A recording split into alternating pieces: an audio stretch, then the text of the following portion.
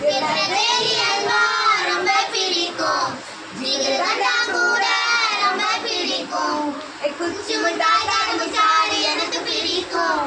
குச்சி மிட்டாய் கரும்பு சாறு